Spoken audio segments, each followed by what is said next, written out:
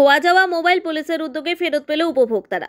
বিভিন্ন জায়গা থেকে হারিয়ে যাওয়া 110টি মোবাইল শুক্রবার হুগলি গ্রামীণ পুলিশের তরফে উপভোক্তাদের ফিরিয়ে দেওয়া হলো। হুগলির কামারকুণ্ডু পুলিশ সুপারের দফতর থেকে এই মোবাইলগুলো ফিরিয়ে দেওয়া হয়। ফিরে পাওয়া নামে একটি অনুষ্ঠানের মাধ্যমে হুগলি গ্রামীণ পুলিশ সুপার কমনাশিস সেন উপভোক্তাদের হাতে এই মোবাইলগুলো তুলে দেন। কমনাশিস সেন ছাড়াও এই অনুষ্ঠানে উপস্থিত ছিলেন ডিএসপি ডিএনটি প্রিয়ব্রত বক্সি। অনুষ্ঠান শেষে তিনি সংবাদ মাধ্যমকে জানান, অ্যাকচুয়ালি হুগলি জেলা পুলিশের ফিরে পাওয়া নামে একটা উদ্যোগ আমাদের জেলা পুলিশের সর্বাধ্যক্ষ শ্রী কমনাশিস সেন আইপিএস এসপি সাহেব নিয়েছেন এবং আমাদের জেলার যে বিশেষ এসওজি টিম আছে সেই টিম বিগত কয়েক মাসে হুগলি জেলায় যে সমস্ত মোবাইল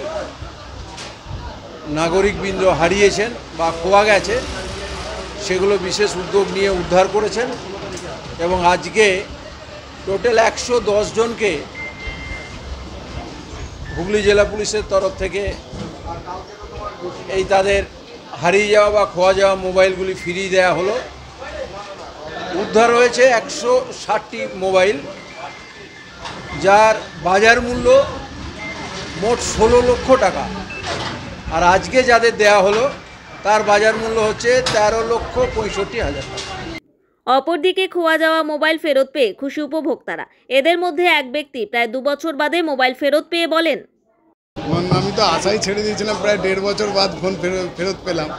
এখনও পশ্চিমবঙ্গ পুলিশের উপরে যথেষ্ট আশা ভরসা আছে, সেই জন্যই ফোনটা ফেরত পেয়েছি। খুব ভালো লাগছে ফোন ফেরত।